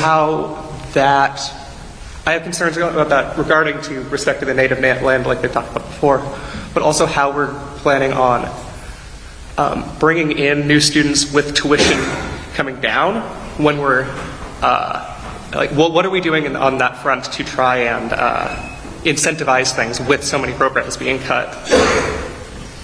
Yeah, so great question. So let me say a couple things. The issue with the older adult living community, that was really, and it still is, it's a paradigm shift for us as an institution to say, let's stop relying solely on two sources of revenue, which we've done for 153 years. And it's always been state dollars, which we know where that is, and tuition. And so as costs escalate, we should be saying, what are the things that we can pay less for, like solar, like energy? And what are ways in which we can bring revenue that we've never even thought of before? And so I will tell you that both of the finalists who came and made presentations in this very room, by the way, we're going to make a decision, an announcement, and a partnership, and at some point within the next couple of years that will be there will be revenue coming in that's recurring and dependable that we've never had before. And it's not going to solve all our problems, so I want to be very clear about that. But the more we can diversify that, and the more we can start to be more entrepreneurial, then the less we're going to have to put more and more on the backs of students. I mean, that's the mindset of it. With regard to land sales and everything else, I think it's a very, very good point. All of it comes at a cost, right? So for sure. And we should understand that those are not things that we can go back on, right? That's a one-time thing. So I think as we move forward, because we have other properties, and we have to be cognizant that the first thing that happened when I very first got here, the city and a lot of community members said, hey, you have all these dilapidated homes. They look terrible. Either fix it or sell it, right? Let someone do something better than what you've been able to. And of course, we haven't, because we haven't had the funding to. So I think moving forward, it's how do we use the resources we have? How can we act more entrepreneurial in ways that ease the burden on students? How does that help to make us more resilient? And how, in rare instances, should we be okay with, okay, you know what, this is extreme, we're going to do this, knowing that we're not going to ever have be able to use this, and be okay with that. So we're trying to, it's all a balancing act right now. So that's where we're at. All right, thank you. Yeah, thank you.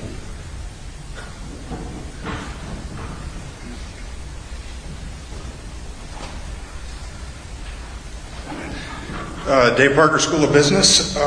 Quick question. Let's take this back to the 2 questions ago about handing the student something like halfway through. Now, when I go to the statewide chairs and deans meeting, a lot of the community colleges are now offering bachelor degrees. Yeah. Could we offer an associate's degree? So let's say you're doing a business degree, halfway through, get your associate's in business on your pathway to a bachelor's, and then maybe your MBA. Just outside the box thing. No, it's not, David. So I will tell you, I'm going to answer this as delicately as I can.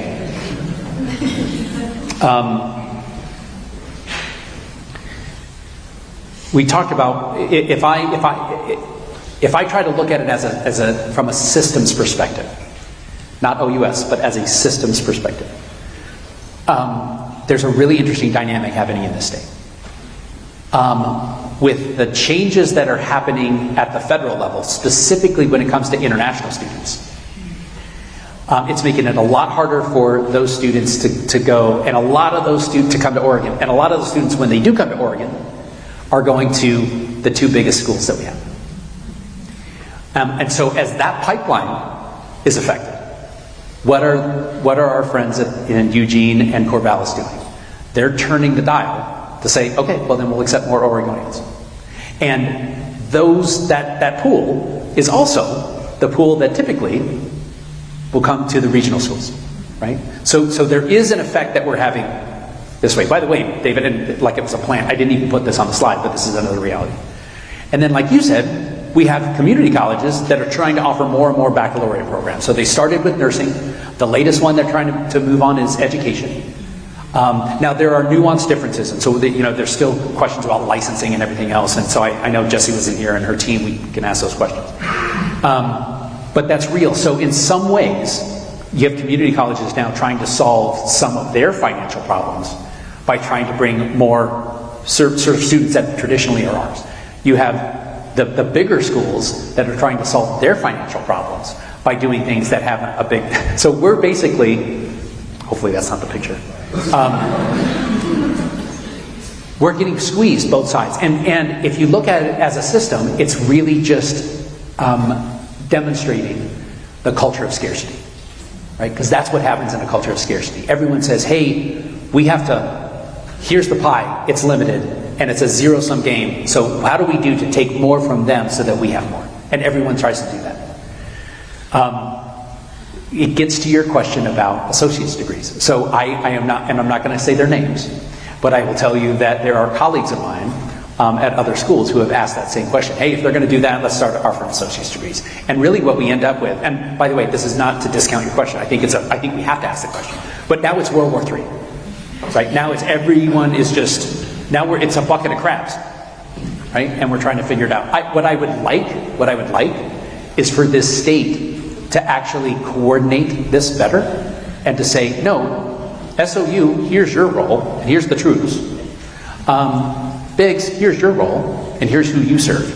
Community colleges, here's your role, right? And let's find a better way to coordinate it. In the meantime, and actually this gets to the previous question. In order to get out of the culture of scarcity, we have to say, let's not assume that everything that was has to be in the future. So let's not assume that it's only tuition and state dollars. If it was, it would be a very different focus for us. Instead, we're doing all these other things, right? Let's innovate in ways. And again, kind of coming back, the other thing is, what are the things that we can change and affect, and what are the things that we can't? And the things that we can affect, then let's work like heck to change those things. So I will keep you posted on what happens with that conversation. Anyone else? Yeah. First, Rick, I have a quick comment. Sure. I think we need to offer students experience in order to compete with online universities and U of O, et cetera. Yeah. Parker Boone, a creative writing major, spoke movingly at commencement about the benefits of studying and practicing creative writing. Parker's now headed to St. Andrews in Scotland, where that approach is nurtured. I had high hopes Parker's words reached us. I see her words as mission critical, life critical. I could see using her words to illuminate what creative industries is capable of. I got two questions. Yeah. The first is kind of specific to my program, so I apologize for that. How does reducing our one major with the word creative actually in its title, one of our BFAs with little administrative or operational costs, how does reducing creative writing to a minor align with future creative industries' mission? And the next is more general. Majors attract students. Establishing majors take real investments that can still be capitalized on instead of making new ones, which of course further costs. How does changing a major with little administrative costs from a major to a minor save money? Yeah, great question. And thank you for calling out Parker. I don't know how satisfying or unsatisfying this is going to be to your question. Let me address something, the first part about experiential learning. I actually think that's one of the keys to SOU's future. And by the way, as the president, I have to think about not just what we are doing this year, but what are the things we need to do this year that help set us up for 5 years from now, 10 years from now, 50 years from now. And I don't want to get, you and I will have to go get a cup of coffee sometime and talk about this. But so I actually, in addition to being a very amateur political scientist, have been trying to look at brain architecture. And when you start looking at synapses and dendrites and the way the electrical signals fire and all that stuff, has anyone heard me talk about this before? Other than Mary Katie? who's not even admitting that she's heard this. So we don't have the tools yet to measure to the synapse. We don't have tools to measure that. We can kind of measure regions and kind of and we're starting to get pretty good at what those signal. But within our lifetime, we'll have the tools to do that. And think about what happens when you can actually measure to the signal, to the electrical signal in the brain. Then it's like any other instrument. And you can probably, things like espionage, all that stuff gets super crazy. That's when we're in tinfoil hat land. But what does it mean for a university when we get there? And I think it's your first statement that's the key to the ballgame. Because at that point, it's not about learning something or reading something and interpreting it. It's really about experiencing something. And so I think the whole enterprise will go through a fundamental change, and really everything will be about the experiences that a student has while they're on that educational journey. And I think it will be almost entirely Socratic. So finding ways for students to kind of reach those epiphanies through their own exploration. And so how do we adapt to that? So anyways, I get off myself, but I think that's where we're headed. In regards to creative writing, and you're right, the issue of moving from a major to a minor, and the fact that we had 38 majors, it doesn't mean that we're not still doing the work. It just means that we're going to have to package it a little differently. And I will say, and I don't want to speak for all students, I don't. There are many ways in which our university, our size, still has a portfolio of a school that is far, far bigger, right? And so students navigating that can get super complicated. We will get to a point, and this is my hope, and by the way, call me out and I'll eat these words, where if there's a student who comes and says, hey, I'm really interested in creative writing, we're not going to say, oh, well, we just have English. Like, that's not going to be our answer to it. It's going to be, okay, well, here is the pathway through English with this creative writing minor. And you're still going to get hopefully, the same experiences that Parker had. So, jury's going to be out and we'll see how we do on that. But thank you. Any other questions? Sir. Hi, Rick. Hi, sir. Bonjour, my relatives. My name is David West, and I have about 36 years' experience with Southern Oregon University. As a crossover faculty member, as a department chair for 21 years, with no release time in that 21 years, 1 year contracts, year to year, soft contracts, for that 21 years. No stability.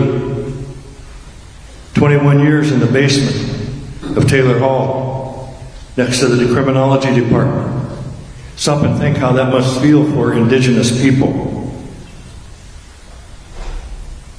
that have not had our freedom or our inclusion for many, many years.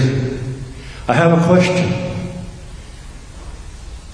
In this room full of my esteemed colleagues, classified and non-classified human beings, red, yellow, black, and white, how many of you can name the 9 federally recognized tribes of Oregon?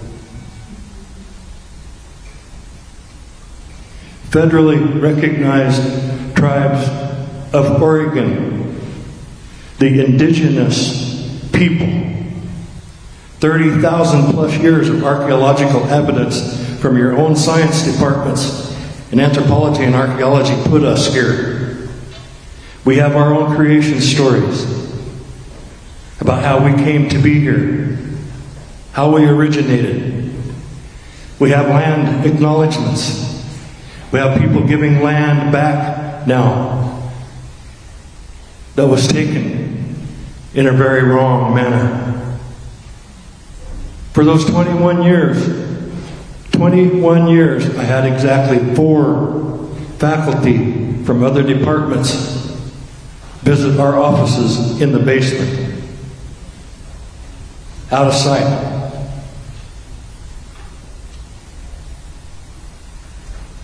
For 10 years, we put on Native American ecological education symposiums on campus to have some of the leading people in the environmental and ecological pioneers movement come to be our presenters over 4 days on campus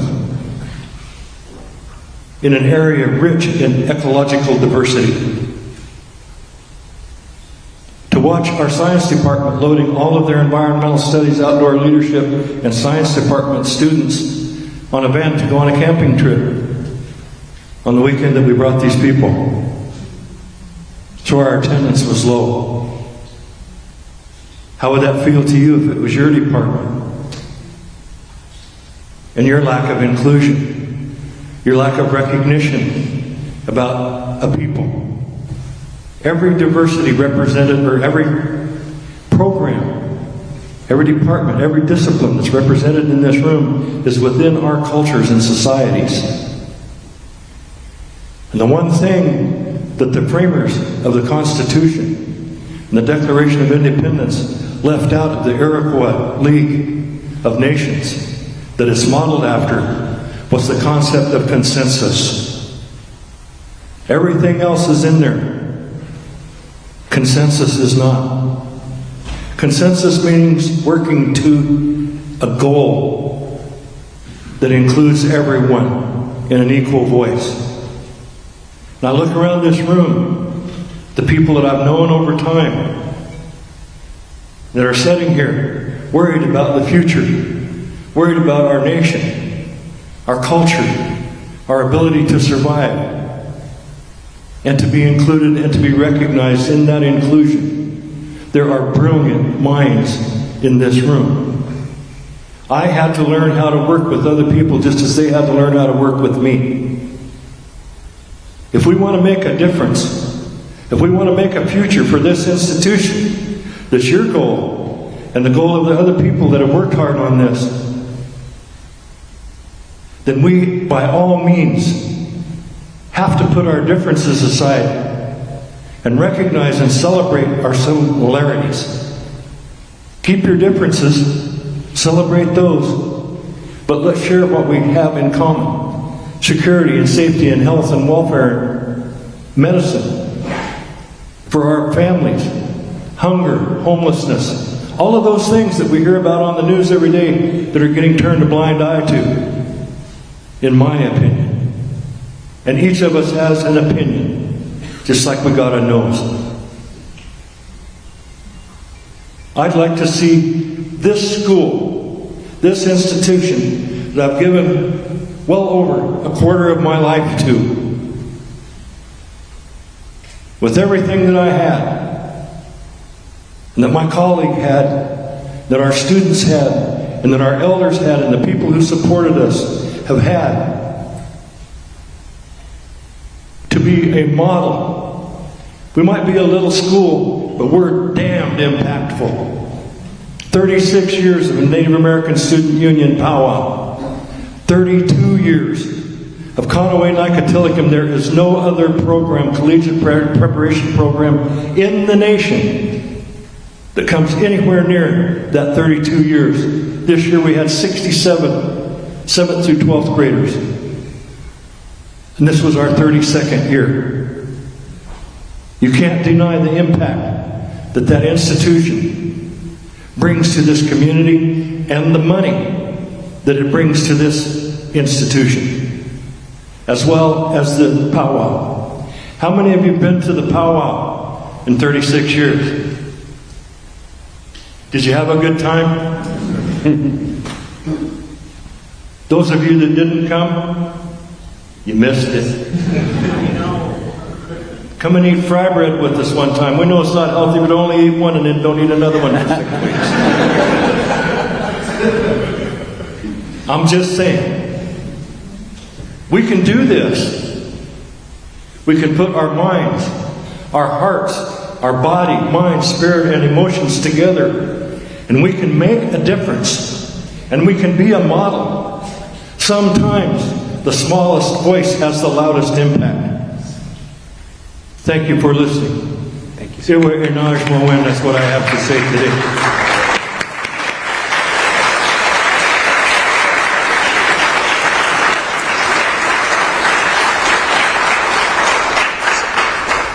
Thank you very much, David. Appreciate that, sir. Okay, I am going to finish with this, maybe. A lot of you, anyone who's been to commencement, because I keep using it, I love this quote. The best way to predict the future is to invent it. There are so many ways, and there are so many forces that are pushing against us. There are so many forces that are giving us headwinds. But I'm convinced. There was a reporter who asked me recently, "Hey, Rick, you've been here for 3.5 years. It seems that every day has been a crisis." So let me tell you something that I told the reporter. Every single day here, even with the challenges that we face, has been a gift. Every single one. And the reason it's been a gift is because I get to do it with you. And you heard a group of people, all with passion and conviction and thoughtfulness and civility and clearly things that we're struggling to find, as David said, consensus on. We'll keep doing the work. The reason why I am here is because I know that as an institution we are sitting on a winning lottery ticket. I'm sure of it. And there is a future that is better for us. And it's ahead of us. It is. We can do this. We can do this. But we'll have to do it together. Okay. Thanks very much, everyone. Much appreciated.